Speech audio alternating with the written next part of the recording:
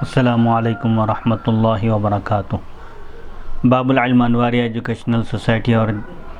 جامعہ انواریہ کے زیر اہتمام قرآن مجید کی تفسیر کے علاوہ حدیث شریف اور دیگر اسلامی علوم کی مشہور و معروف اور معتبر اور مستند اہم کتابوں کی ویڈیو ریکارڈنگ کا سلسلہ جاری و ساری ہے۔ الحمدللہ اسی سلسلے کی ایک سنہری کڑی مسند امام زید بن علی رضی اللہ عنہما کا درس بھی ہے۔ آج کی نشست کا آغاز ہوتا ہے باب الدعاء فی دبر الصلاۃ وعند انفلاق الصبح، یعنی ہر فرض نماز کے بعد اور صبح صادق کے طلوع ہونے کے بعد دعا کرنے کا بیان۔ صبح صادق یعنی صبح ہونے کے بعد دعا کرنے کا بیان۔ حدیث نمبر 206 حدثنی زید بن علی عن ابیہ عن جدیہ عن علی رضی اللہ عنہ انہ کان یقول حین یسلم من الوتر سبحان ربی الملک القدوس رب الملائکۃ والروح والعزیز الحکیم 3 مرات يرفع بها صوته وإذا انفجر الفجر قال الحمد لله فالق الإصباح رب الصباح سبحان الله رب الصباح وفالق الإصباح اللهم اغفر لي وارحمني وأنت خير الراحمين۔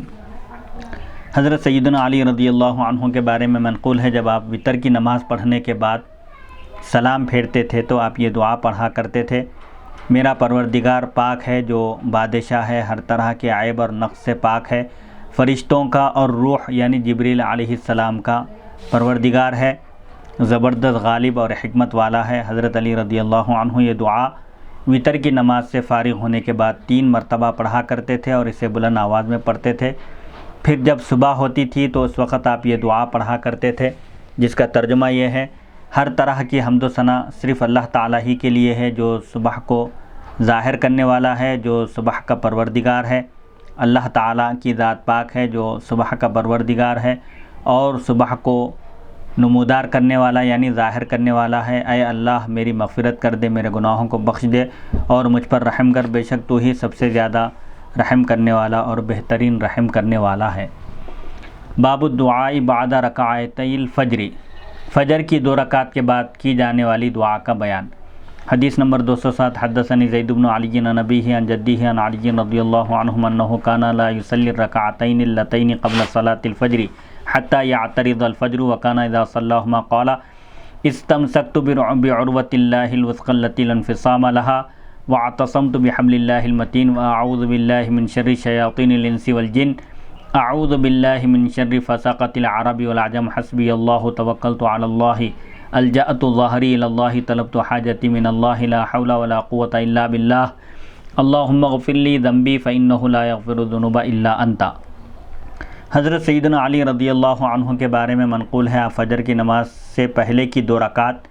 یعنی فجر کی 2 رکعت سنت اس وقت ادا کرتے تھے جب فجر چوڑائی میں پھیل جاتی تھی یعنی صبح صادق ہو جاتی تھی، اور فجر کی نماز کا وقت جب شروع ہو جاتا تھا تو آپ 2 رکعت سنت مؤکدہ فجر کی ادا فرماتے تھے۔ حضرت علی رضی اللہ عنہ جب ان 2 رکعتوں کو ادا کر لیتے تھے تو آپ یہ دعا کیا کرتے تھے۔ فجر کی 2 رکعت سنت کے بعد حضرت سیدنا علی رضی اللہ عنہ یہ دعا کیا کرتے تھے، جس کا ترجمہ یہ ہے: میں نے اللہ تعالیٰ کی اس مضبوط رسی کو تھام لیا ہے جو کبھی نہیں ٹوٹے گی، میں نے اللہ تعالیٰ کی مضبوط رسی کو تھام لیا اور میں انسانوں اور جنات سے تعلق رکھنے والے شیطانوں کے شر سے اللہ تعالیٰ کی پناہ مانگتا ہوں، میں عرب اور عجم کے گناہگار لوگوں کے شر سے اللہ تعالیٰ کی پناہ طلب کرتا ہوں، میرے لیے اللہ کی ذات کافی ہے، میں اللہ ہی پر بھروسہ کرتا ہوں، میں اپنی پشت اس کے طرف کرتا ہوں یعنی میرا سہارا اور میرا اعتماد اللہ ہی پر ہے، میں اپنی حاجت اللہ تعالیٰ ہی سے طلب کرتا ہوں، اللہ تعالیٰ کی مرضی کے بغیر کچھ بھی نہیں ہو سکتا، اے اللہ میرے گناہوں کو معاف کر دے، بے شک تیرے سوا گناہوں کو کوئی معاف کرنے والا نہیں ہے۔ باب الدعاء بعد صلاۃ الفجر، فجر کی سنت کے بعد یہ دعا تھی، فجر کی فرض کے بعد کی جانے والی دعا کا بیان۔ حدیث نمبر 208 حدثني زید بن علی عن ابیہ عن جدیہ عن علی رضی اللہ عنہ قال قال رسول اللہ صلی اللہ علیہ وسلم من قعد فی مصلاه الذي صلى في الفجر يذكر الله سبحانه يسبحه ويحمده حتى تطلع الشمس كان كالحاج الى بیت اللہ وكالمجاہد فی سبیل اللہ عز وجل۔ حضرت علی رضی اللہ عنہ بیان کرتے ہیں، نبی اکرم صلی اللہ علیہ وسلم نے ارشاد فرمایا: جو شخص اپنی اسی جائے نماز پر بیٹھا رہے یعنی جس جگہ فجر کی نماز ادا کیا ہے اسی جگہ بیٹھا رہے جہاں اس نے فجر کی نماز ادا کی تھی اور وہاں اللہ تعالیٰ کا ذکر کرتے رہے اور اس کی تسبیح اور تحمید حمد بیان کرتے رہے، یعنی الحمدللہ اور سبحان اللہ اس طرح کے کلمات کا ورد کرتے رہے یہاں تک کہ سورج نکل جائے۔ سورج نکلنے تک اگر کوئی فجر کی نماز پڑھنے کے بعد اسی جگہ پر بیٹھ کر ذکر و اذکار میں مصروف رہے تو اس کی مثال اس شخص کی طرح ہوگی جو بیت اللہ کا حج کرنے کے لیے جائے، یعنی اس کو حاجی کے برابر اللہ تعالیٰ اجر و ثواب عطا فرماتا ہے، یا مجاہد کے برابر جو دشمنان اسلام کے خلاف اسلام کی راہ میں اسلام کی سربلندی کے لیے جو لڑنے کے لیے جائے، اس مجاہد کی طرح اللہ تعالیٰ اس ذاکر کو ذکر کرنے والے کو اجر و ثواب عطا فرماتا ہے۔ حدیث نمبر 209 حدثني زید بن علی عن ابیہ عن جدیہ عن علی رضی اللہ عنہ انہ کان یقول اذا انصرف من الفریضة في الفجر بعدما يدعو اللهم واجعل اللهم في قلبي نورا وفي بصري نورا وفي سمعي نورا وعلى لساني نورا ومن بين يدي نورا ومن خلفي نورا ومن فوقي نورا ومن تحتي نورا وعن يميني نورا وعن شمالي نورا اللهم اعظم لي النور يوم القيامة واجعل لي نورا امشي به في الناس ولا تحرمني نوری یوم القاک لا الہ الا انت۔ حضرت سیدنا علی رضی اللہ عنہ کے بارے میں منقول ہے جب آپ فجر کی نماز میں فرض پڑھ کر فارغ ہوتے تھے، فجر کی فرض نماز سے جب آپ فارغ ہوتے تھے تو آپ اس کے بعد یہ دعا کیا کرتے تھے۔ عربی زبان میں جو دعا ہے اس کا ترجمہ یہ ہے، اے اللہ میرے دل میں نور ڈال دے، میری بصارت میں نور ڈال دے، یعنی میرے آنکھوں میں نور بنا دے، میری سماعت کو منور کر دے، یعنی میرے کانوں کو نور بنا دے، میری زبان کو نور بنا دے، میرے آگے نور کر دے، میرے پیچھے نور کر دے،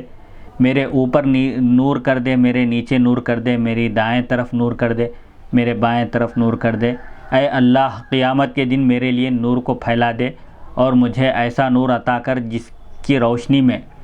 جس کی رہنمائی میں میں لوگوں کے درمیان قیامت کی ہولناکی اور تاریکی میں میں چل سکوں، اور جب میں تیری بارگاہ میں حاضر ہوں، جس دن میں تیری بارگاہ میں حاضر ہوں اس دن مجھے تو نور سے محروم نہ کر، تیرے علاوہ کوئی معبود برحق نہیں ہے۔ یعنی یہ آپ دعا کیا کرتے تھے فجر کی فرض نماز کے بعد کہ اللہ تعالیٰ سے نور، روشنی اور ہدایت طلب کرنا چاہیے، کیونکہ قیامت کے دن بھی نور کے ذریعے وہ جو نور اللہ تعالیٰ عطا فرمائے گا اس کی رہنمائی میں، اس کی روشنی میں اہل ایمان اللہ کی بارگاہ میں پہنچیں گے۔ بہرحال اللہ تعالیٰ سے ہر وقت ہر آن دعا، ہدایت کی دعا طلب کرتے رہنا چاہیے کہ اللہ تعالیٰ ہم کو ہدایت پر ثابت قدم رکھے، استقامت عطا فرمائے۔ کتاب الجنائز، جنائز کا بیان، باب غسل المیتی، میت کو غسل دینے کا بیان۔ جب کسی ایک مسلمان کا انتقال ہو جائے تو اس کی تجہیز اور تکفین، یعنی اس کو غسل دینا، اس کو کفن دینا اور اس کی نماز جنازہ پڑھ کر اس کو دفن کرنا، یہ مسلمانوں کے ذمے ایک حق ہے۔ حضور اکرم صلی اللہ علیہ وسلم نے فرمایا ایک مسلمان کے دوسرے مسلمان پر جملہ 6 حقوق ہیں، من جملہ ان میں کی ایک حق یہ ہے کہ جب اس کا انتقال ہو جائے تو وہ اس کے جنازے کے پیچھے چلے اور اس کی تجہیز اور تکفین وغیرہ میں جس میں بھی حصہ لے سکتا ہے، شامل ہو سکتا ہے، وہ شامل ہو۔ حدیث نمبر 210 حدثني زید بن علی عن ابیہ عن جدیہ عن علی رضی اللہ عنہم قال قال رسول اللہ صلی اللہ علیہ وسلم من غسل اخاہ مسلما فنظفه ولم يقذره ولم ينظر الى عورته ولم يذكر منه سوءا ثم شيعه وصلى عليه ثم جلس حتى يدلى في قبره خرج من ذنوبه عطلا۔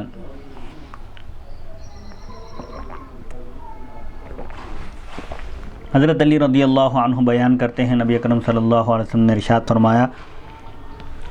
جو شخص اپنے کسی مسلمان بھائی کو اس کے انتقال کے بعد غسل دے،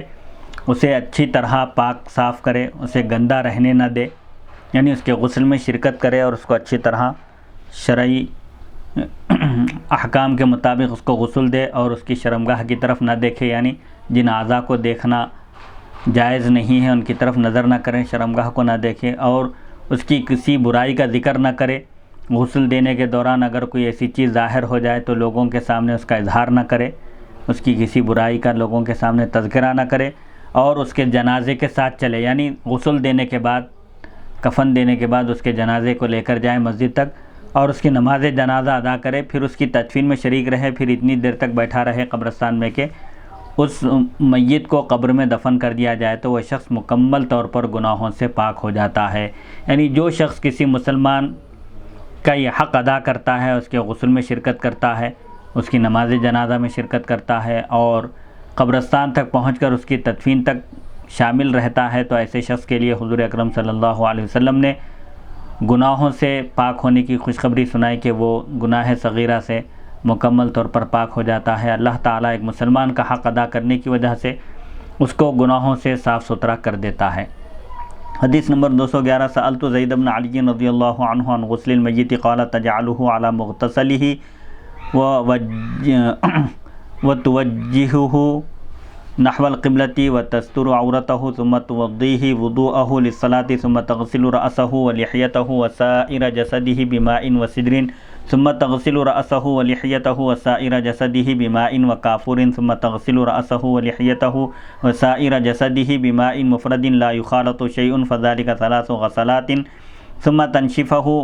تنشفه بمنديل ثم تضع الحنوط في رأسه ولحيته وتتبع بالكافور آثار سجوده ثم تبسط أكفانه وهي 3 أثواب قميص وإزار ولفافة ثم تلبسه القميص وتعطف عليه إزاره وتدرجه في لفافة كهيئة الردي وتحمله على أعواده فإن خفت حلال شيء من أكفانه عقدت ذلك ثم قد تم غسله۔ سألت زيدا رضي الله عنه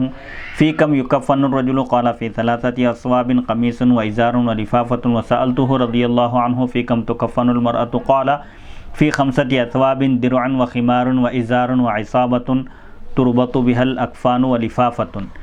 ابو خالد واسطی رحمۃ اللہ علیہ جو امام زید بن علی کے شاگرد ہیں، آپ بیان کرتے ہیں میں نے امام زید بن علی رضی اللہ عنہما سے میت کو غسل دینے کے طریقے کے بارے میں پوچھا تو انہوں نے فرمایا تم اسے غسل کے تختے پر لٹا دو، پھر اس کا رخ قبلے کی طرف کرو، اس کی شرمگاہ پر کپڑا ڈال دو، ڈھانک دو، پھر تم اسے وضو کراؤ جیسے نماز کے لیے وضو کرایا جاتا ہے، لیکن اس میں کلی اور ناک میں پانی نہیں چڑھایا جائے گا۔ میت کو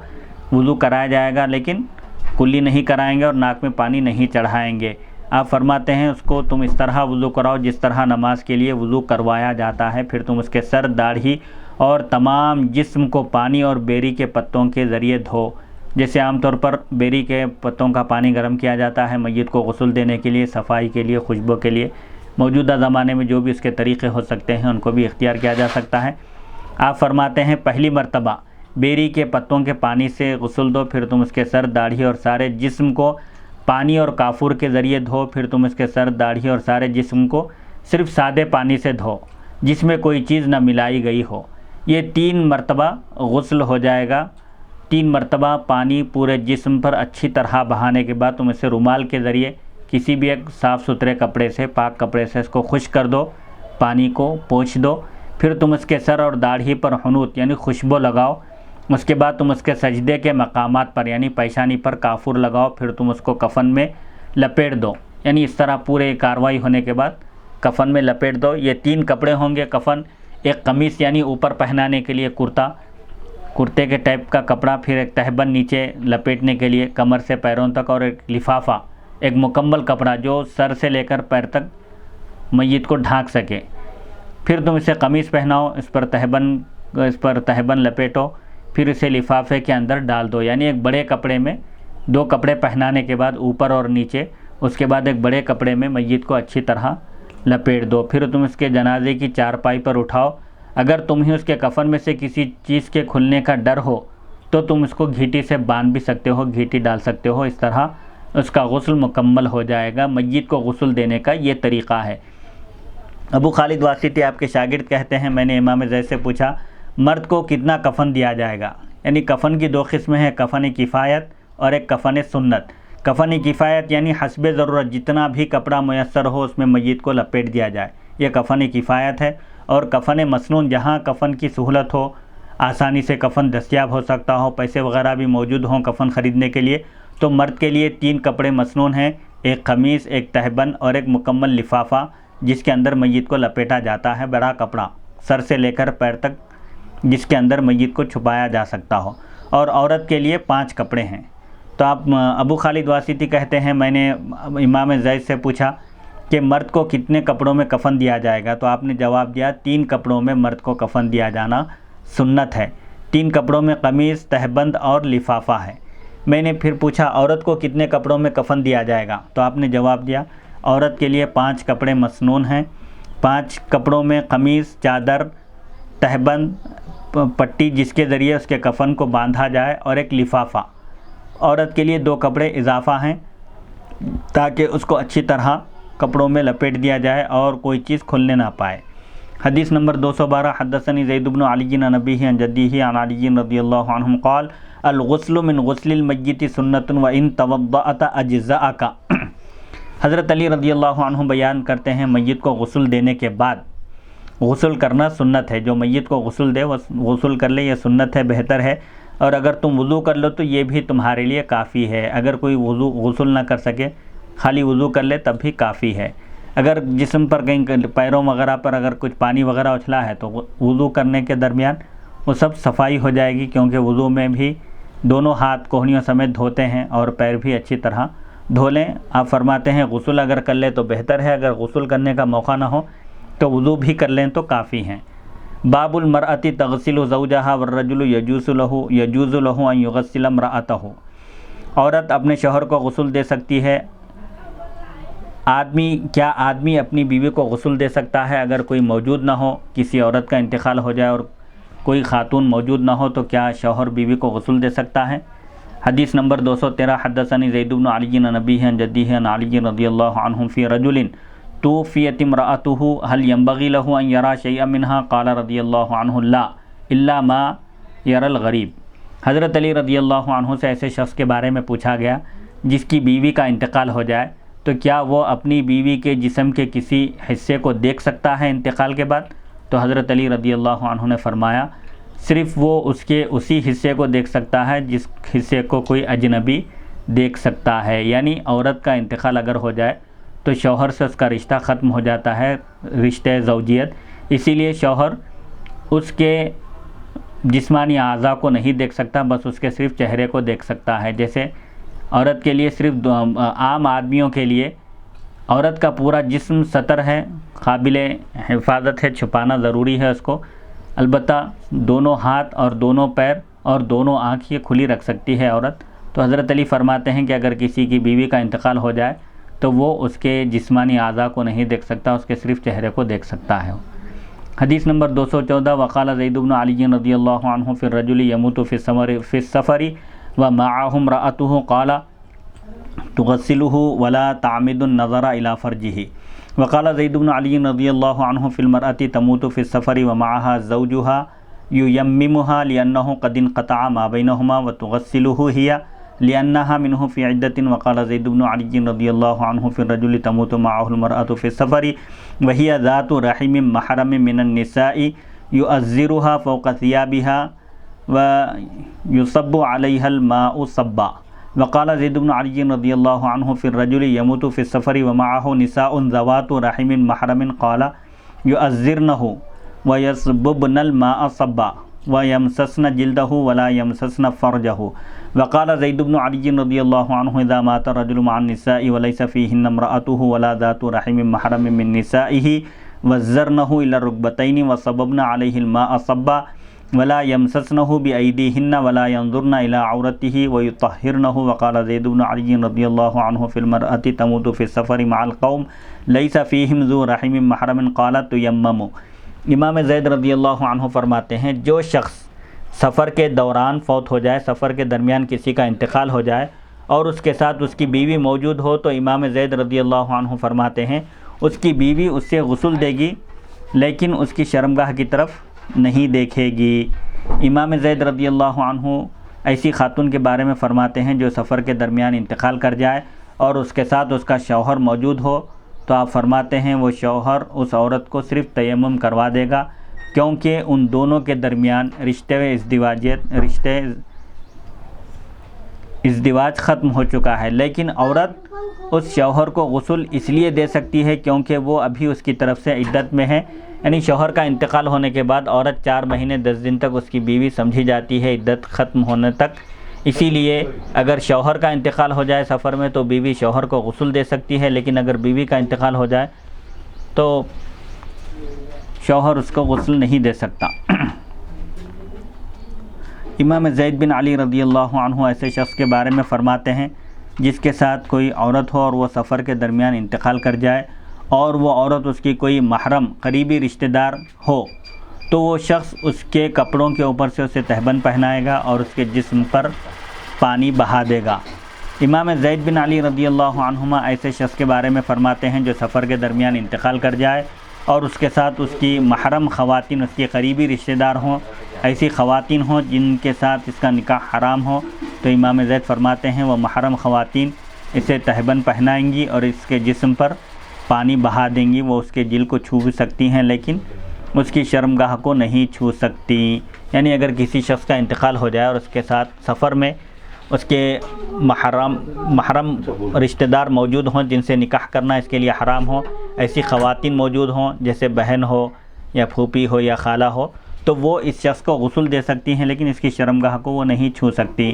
امام زید بن علی رضی اللہ عنہ فرماتے ہیں جب کوئی شخص خواتین کے ساتھ ہو اور انتقال کر جائے اور ان میں سے کوئی عورت ایسی نہ ہو جو اس کی محرم ہو، یعنی کوئی بھی اس کے ساتھ محرم خواتین میں سے موجود نہ ہو، تو اب جو خواتین ہیں وہ غیر محرم ہیں اس کے لیے، تو وہ اس کو گھٹنوں تک تہبند پہنائیں گی، پھر اس کے جسم پر پانی بہا دیں گی۔ وہ اپنے ہاتھ کے ذریعے سے نہیں چھو سکتی اور نہ ہی اس کی شرمگاہ کی طرف دیکھ سکتی ہیں، صرف وہ دور سے ہی اس کے جسم پر پانی بہا کر اس کو صاف ستھرا کر سکتی ہیں کیونکہ وہ اس کے لیے غیر محرم ہیں۔ اگر محرم ہو تو وہ چھو سکتی ہیں، اس کے جسم پر پانی ڈال کر اس کو غسل دے سکتی ہیں، البتہ شرمگاہ کو چاہے محرم ہو یا غیر محرم دونوں میں سے کوئی بھی اس کی شرمگاہ کو نہیں چھو سکتے۔ امام زید بن علی رضی اللہ عنہ ایسی خاتون کے بارے میں فرماتے ہیں جو سفر کے درمیان کچھ لوگوں کے درمیان ہو اور اس کا انتقال ہو جائے تو ان لوگوں میں سے اگر کوئی بھی اس کا محرم نہ ہو تو آپ فرماتے ہیں اس خاتون کو صرف تیمم کروایا جائے گا، غسل نہیں دیا جائے گا۔ حدیث نمبر 215 حدثنی زید بن علی عن ابیہ عن جدیہ عن علی رضی اللہ عنہ قال اتى رسول اللہ صلی اللہ علیہ وسلم نفر فقالوا یا رسول اللہ ان امرأة معنا توفیت وليس معها ذو رحم محرم فقال صلی اللہ علیہ وسلم کیف صنعتم بها فقالوا صببنا الماء عليها صبا قال اما وجدتم من اهل الكتاب امرأة تغسلها قالوا لا قال افلا یممتموها۔ حضرت علی رضی اللہ عنہ فرماتے ہیں نبی اکرم صلی اللہ علیہ وسلم کی خدمت اقدس میں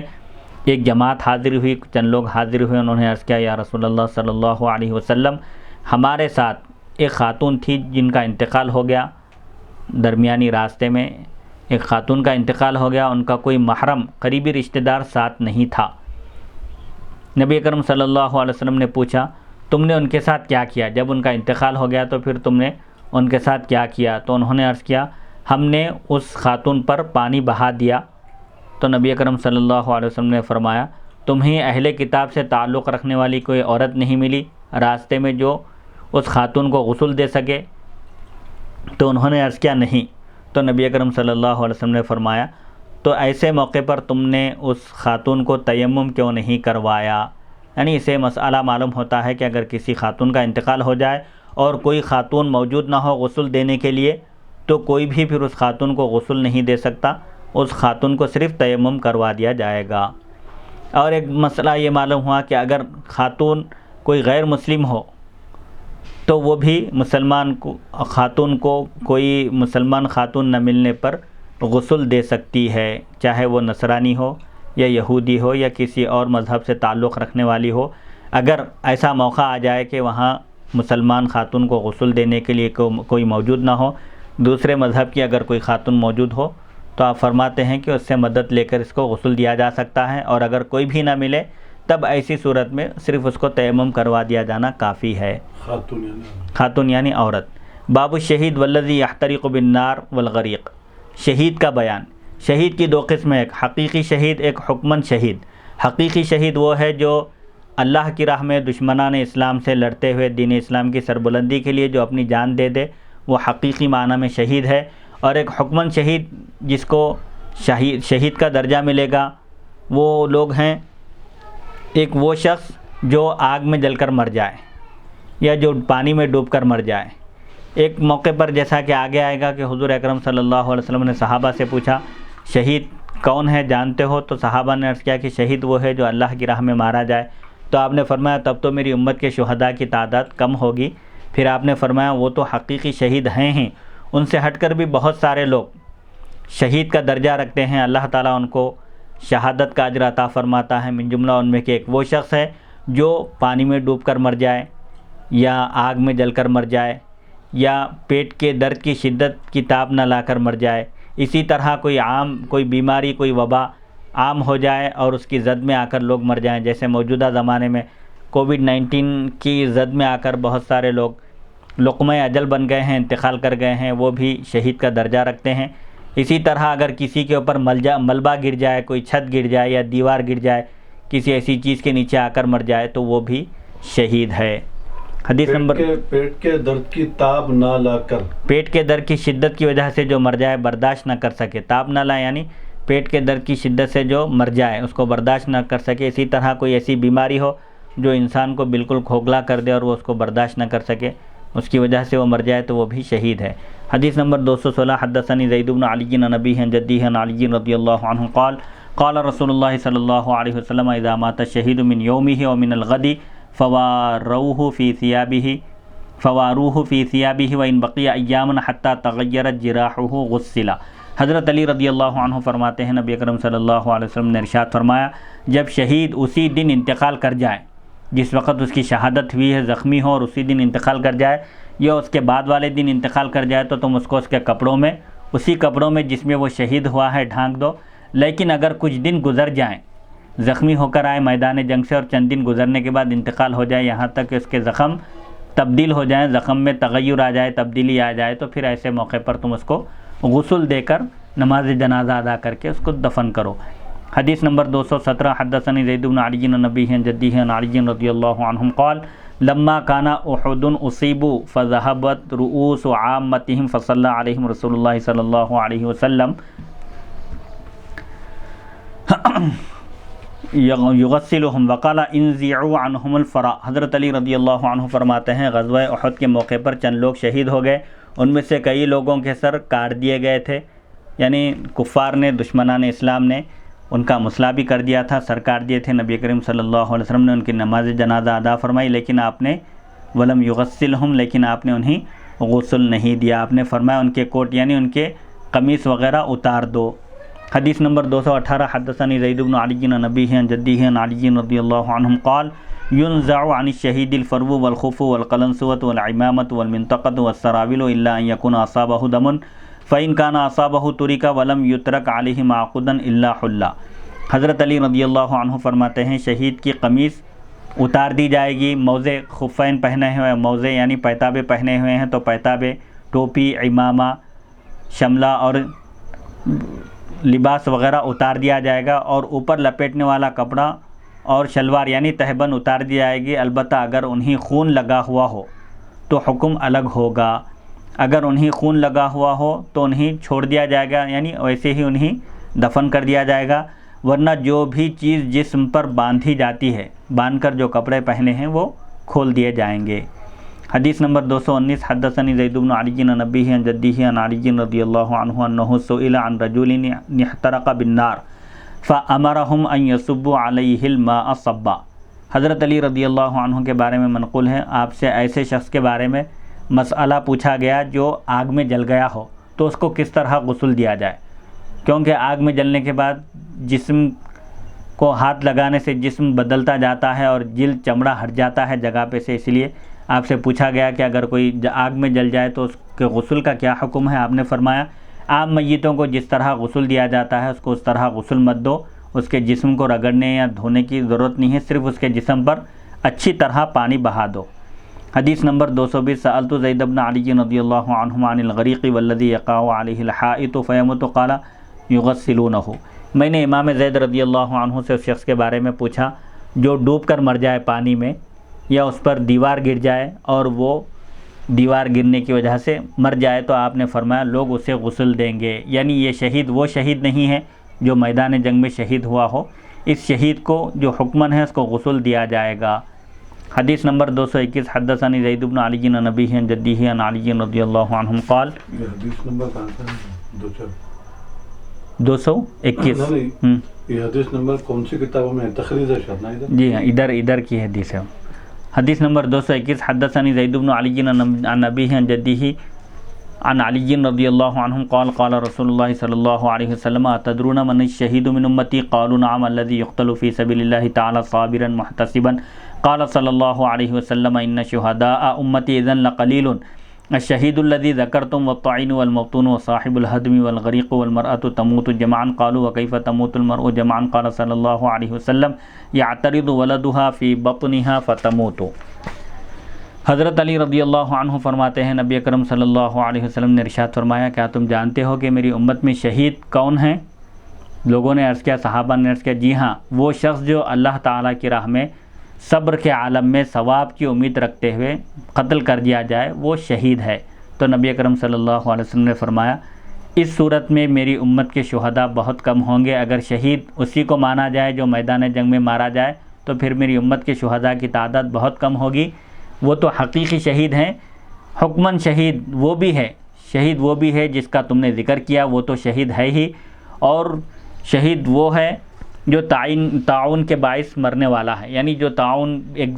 صحابہ کے زمانے میں تعاون کی بیماری پھیل گئی تھی، بہت سارے صحابہ اس میں شہید ہو گئے. آپ نے فرمایا تعاون کی وجہ سے مرنے والا بھی شہید ہے، اور پیٹ کی بیماری کی وجہ سے مرنے والا بھی شہید ہے، اور کسی ملبے کے نیچے آ کر مرنے والا بھی شہید ہے، اور پانی میں ڈوب کر مرنے والا بھی شہید ہے، اور وہ عورت بھی شہید ہے جس کے پیٹ میں بچہ موجود ہو اور وہ ڈلیوری سے پہلے، وضع حمل سے پہلے انتقال کر جائے. یہ سب شہید ہیں حکماً. لوگوں نے عرض کیا اس سے کیا مراد ہے؟ یعنی جو آخری بتایا آپ کے وہ عورت بھی شہید ہے جس کے پیٹ میں بچہ ہو اور وہ ڈلیوری سے پہلے انتقال کر جائے. تو آپ صلی اللہ علیہ وسلم نے فرمایا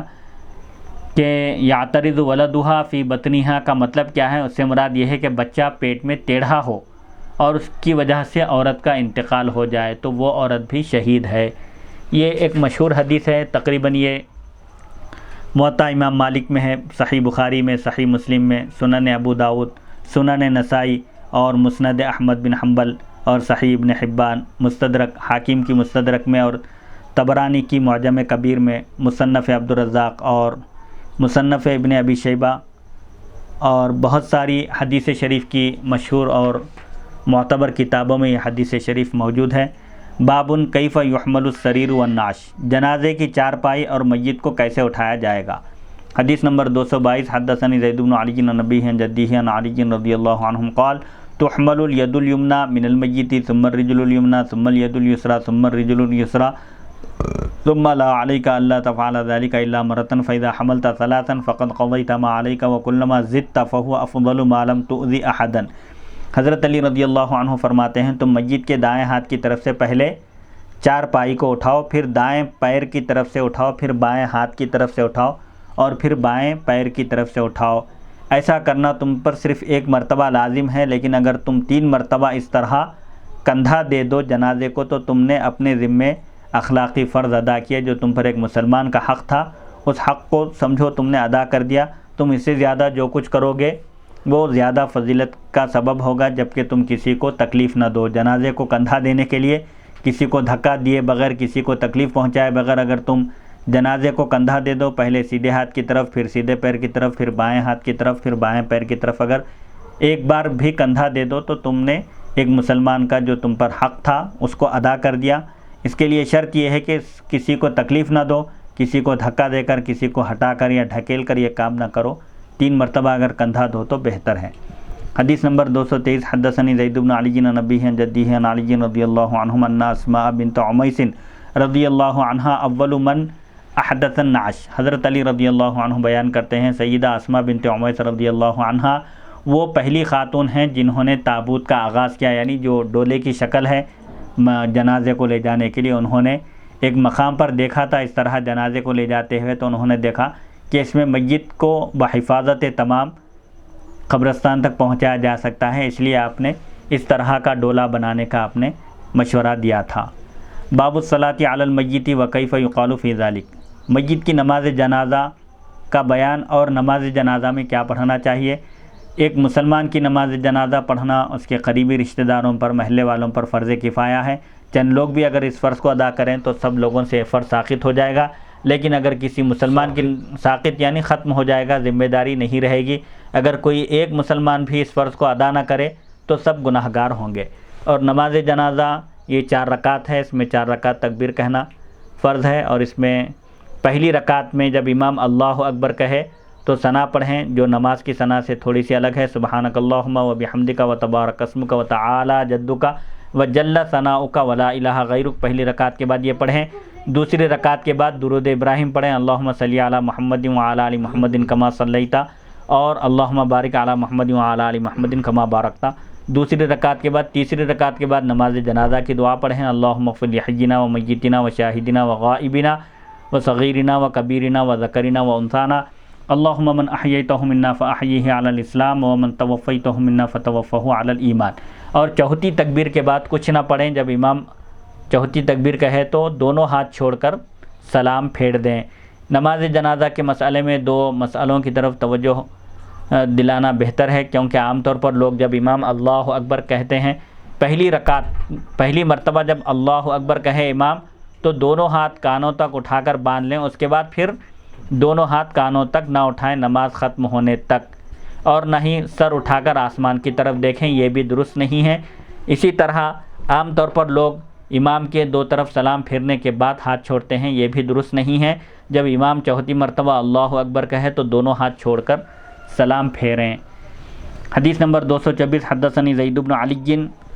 عن ابیہ عن جدیہ عن علی رضی اللہ عنہ انہ کبر 4 و 5 و 6 و 7۔ حضرت علی رضی اللہ عنہ کے بارے میں منقول ہے، انہوں نے نماز جنازہ میں 4، 5، 6 اور 7 تکبیریں کہیں۔ یہ مختلف روایتیں ہیں، لیکن صحیح روایت یہ ہے جس پر عمل کرنا ہے، وہ جملہ نماز جنازہ میں 4 تکبیریں ہیں۔ حدیث نمبر 225، حدثنی زید بن علی عن ابیہ عن جدیہ عن علی رضی اللہ عنہ فی الصلاۃ علی المیت قال تبدأ فی التکبیرۃ الاولی بالحمد والثناء علی اللہ تبارک وتعالی وفی الثانیۃ الصلاۃ علی النبی صلی اللہ علیہ وسلم وفی الثالثۃ الدعاء لنفسک وللمؤمنین والمؤمنات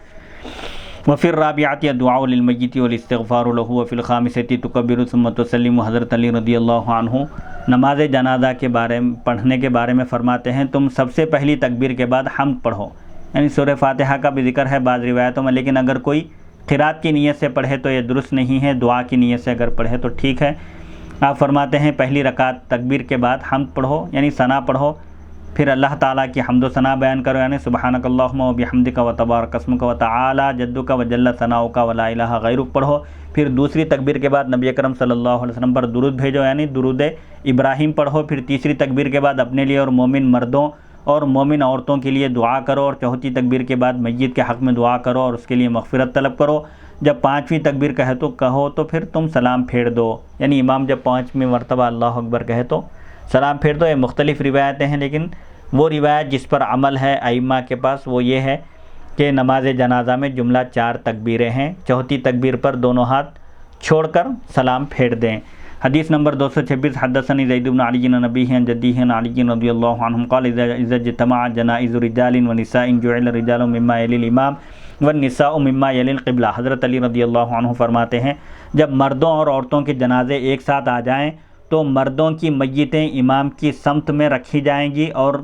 عورتوں کی میتیں قبلے والی سمت میں رکھی جائیں گی، یعنی امام کے قریب مردوں کا جنازہ رکھا جائے گا، پھر مردوں کے بعد عورتوں کا جنازہ رکھا جائے گا، اجتماعی نماز جنازہ پڑھی جائے گی۔ ایک ساتھ کئی جنازوں کی بھی نماز پڑھی جا سکتی ہے، علیحدہ علیحدہ بھی پڑھی جا سکتی ہے۔ حدیث نمبر 227، حدثنی زید بن علی عن ابیہ عن جدیہ عن علی رضی اللہ عنہ انہ کان یرفع یدیہ فی التکبیرۃ الاولی ثم لا یعود۔ حضرت علی رضی اللہ عنہ کے بارے میں منقول ہے کہ انہوں نے نماز جنازہ میں صرف پہلی تکبیر پر رفع یدین کیا تھا، نہیں پہلی مرتبہ جب انہوں نے اللہ اکبر کہا تو دونوں ہاتھ کانوں تک اٹھا کر باندھا، پھر اس کے بعد انہوں نے رفع یدین نہیں کیا، یعنی نماز ختم ہونے تک انہوں نے دوبارہ دونوں ہاتھ کانوں تک نہیں اٹھائے، صرف اللہ اکبر کہا۔ حدیث نمبر 228، سألت زیدا رضی اللہ عنہ عن الرجل یفوتہ شیء من التکبیر قال لا یکبر حتی یکبر الامام فاذا سلم الامام قضى ما سبقه به الامام اتباعا۔ ابو خالد واسطی رحمۃ اللہ علیہ بیان کرتے ہیں میں نے امام زید رضی اللہ عنہ سے ایسے شخص کے بارے میں پوچھا جس کی کوئی ایک تکبیر نماز جنازہ میں چھوٹ جائے، یعنی اگر کسی کی ایک رکعت نماز جنازہ کی چھوٹ جائے تو اس کو کیا کرنا چاہیے؟ تو امام زید نے فرمایا وہ شخص جب نماز جنازہ میں شامل ہو تو وہ اس وقت تک تکبیر نہیں کہے گا جب تک امام تکبیر نہ کہے. جب امام تکبیر کہے تو وہ امام کے ساتھ اللہ اکبر کہہ کر نماز میں شامل ہو جائے، اور جب امام سلام پھیر دے تو وہ شخص پہلے گزر جانے والی تکبیر یعنی پہلی جو رکعت اس سے چھوٹ گئی ہے وہ اس کو ادا کر لے گا. یعنی عام نمازوں میں جیسے نماز اگر ایک رکعت یا 2 رکعت چھوٹ جائیں تو امام کے سلام پھیرنے کے بعد ادا کیے جاتے ہیں، نماز جنازہ میں بھی اسی طرح جب امام سلام پھیر دے اور کسی کی 1 رکعت یا 2 رکعت یا 3 رکعتیں چھوٹ جائیں تو وہ امام کے سلام پھیرنے کے بعد ان رکعتوں کو ادا کر لے. حدیث نمبر 229 حدثني زید بن علی عن ابیہ عن جدیہ عن علی رضی اللہ عنہ انہ کان اذا صلی علی جنازۃ رجل قام عند سرته وان كانت امرأة قام حیال ثدیها. حضرت علی رضی اللہ عنہ کے بارے میں منقول ہے جب وہ کسی مرد کی نماز جنازہ ادا کرتے تھے تو اس کے ناف کے مد مقابل کھڑے ہوتے تھے، برابر بیچ میں کھڑے ہوتے تھے، اور جب کسی خاتون کی نماز جنازہ ادا کرتے، میت اگر خاتون ہوتی زنانہ ہوتی تو اس کے سینے کے مد مقابل کھڑے ہوتے تھے. یعنی مرد کا اگر جنازہ ہو تو مرد کے برابر بیچ میں امام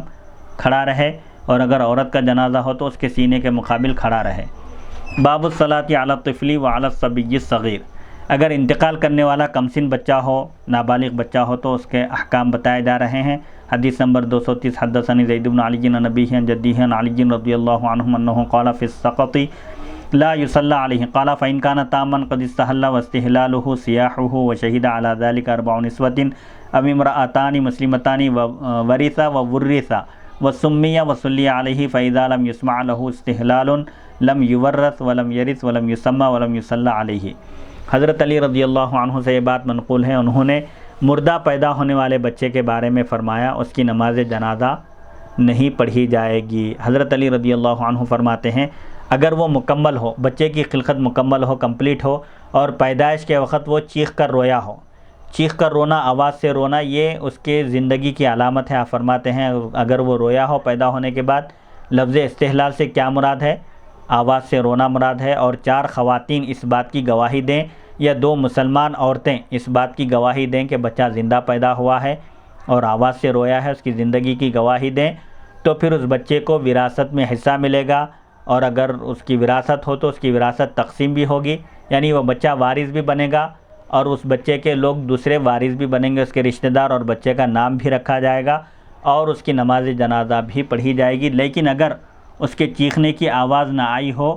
یعنی اگر بچہ مردہ پیدا ہوا ہو تو نہ اس کو وراثت ملے گی، نہ اس کی وراثت کسی کو ملے گی، اور نہ ہی اس کا نام رکھا جائے گا، اور نہ ہی اس کی نماز جنازہ پڑھنے کی ضرورت ہے. حدیث نمبر 231 حدثني زید بن علی عن ابیہ عن جدیہ عن علی رضی اللہ عنہ انہ کان یقول فی الصلاۃ علی الطفل اللہم اجعلہ لنا سلفا وفرطا واجرا. حضرت علی رضی اللہ عنہ بچے کی نماز جنازہ میں یہ دعا پڑھا کرتے تھے، اے اللہ اسے ہمارے لیے پیش رو، یعنی ہم سے پہلے جا کر انتظام کرنے والا، آگے جانے والا، اور اجر و ثواب کا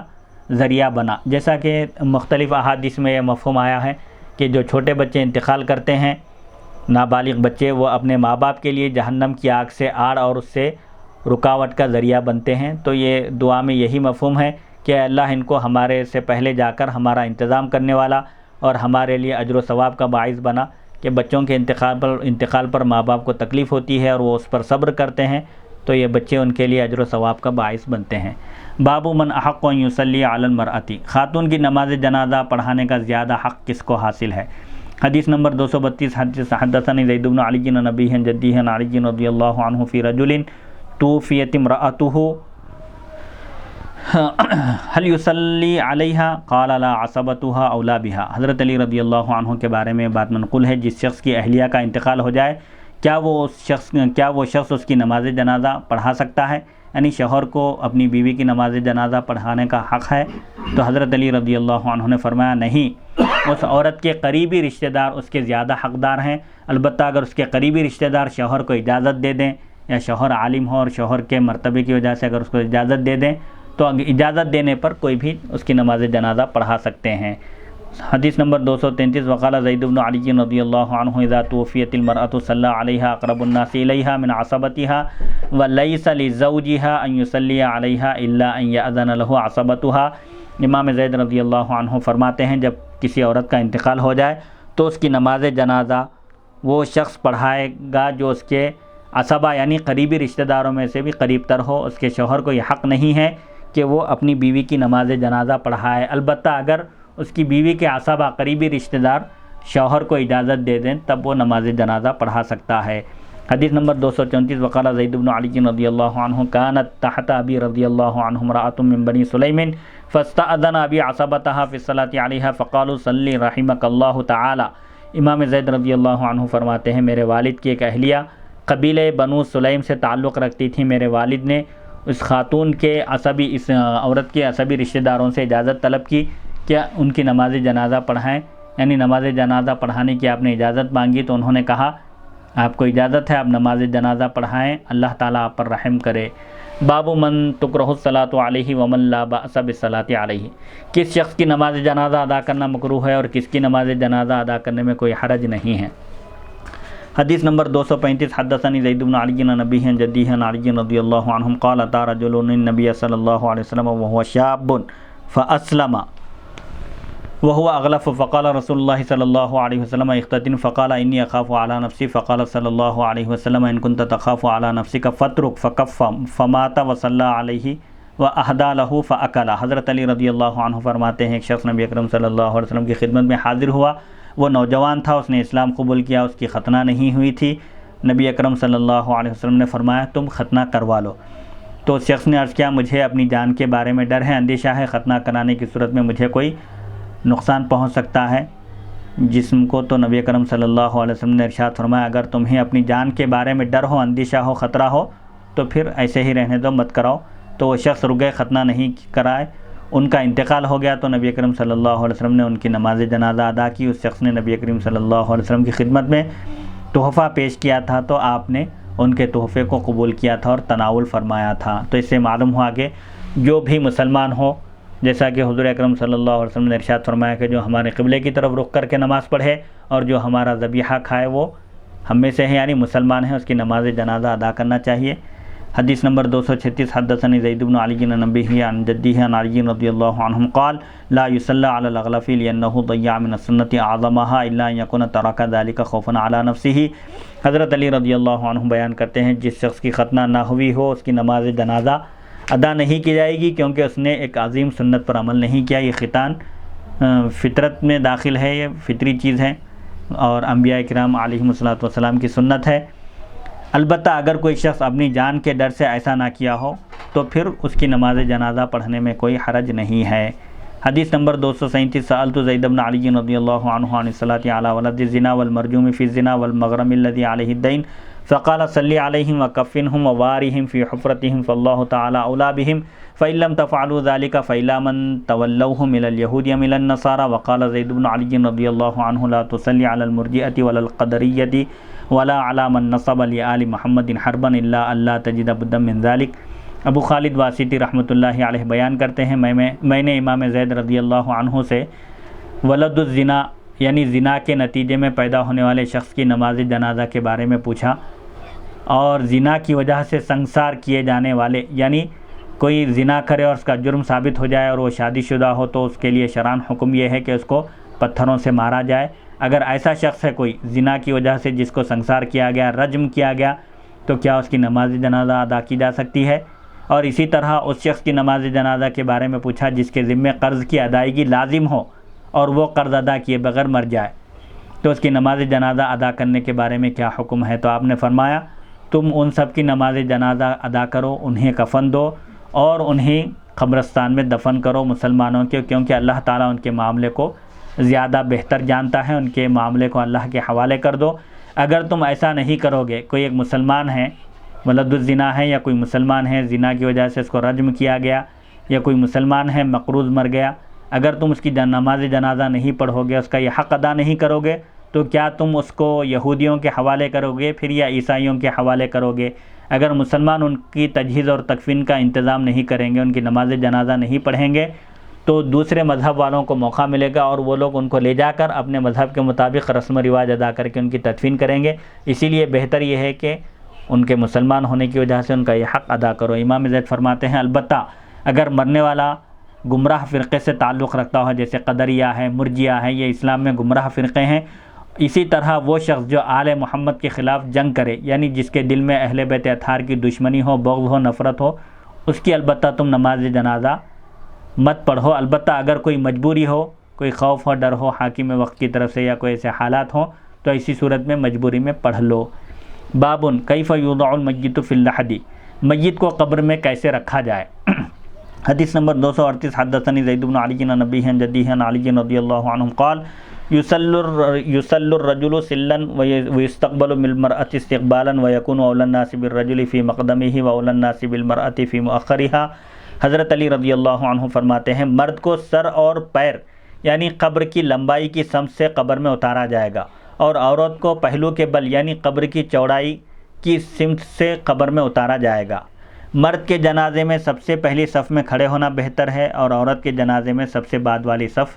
بہتر ہے۔ حدیث نمبر 239 حدثنی زید بن علی عن ابیہ عن جدیہ عن علی رضی اللہ عنہ قال آخر جنازۃ صلی علیہا رسول اللہ صلی اللہ علیہ وسلم جنازۃ رجل من بنی ولد عبد المطلب کبر علیہا 4 تکبیرات ثم جاء حتى جلس على شفير القبر ثم امر بالسرير فوضع من قبل رجلي اللحد ثم امر فصلى سلا ثم قال صلى الله عليه وسلم ضعوه في حفرته لجنبه الايمن مستقبل القبلة وقولوا بسم الله وبالله وفي سبيل الله وعلى ملة رسول الله صلى الله عليه وسلم لا تكبوه لوجهه ولا تلقوه لقفاه ثم قولوا اللهم لقنه حجته وسعد بروحه ولقه منك رضوانا فلما القي عليه التراب قام رسول الله صلى الله عليه وسلم فحثى في قبره 3 حثيات ثم امر بقبره فربع ورشع عليه قربة من ماء ثم دعا بما شاء الله ان يدعو له ثم قال اللهم جاف الارض عن جنبه وصعد روحه ولقيه منك رضوانا فلما فرغنا من دفنه جاء رجل فقال يا رسول الله اني لم ادرك الصلاة عليه فاصلي على قبره قال لا ولكن قم على قبره فدع لاخيك وترحم عليه واستغفر له۔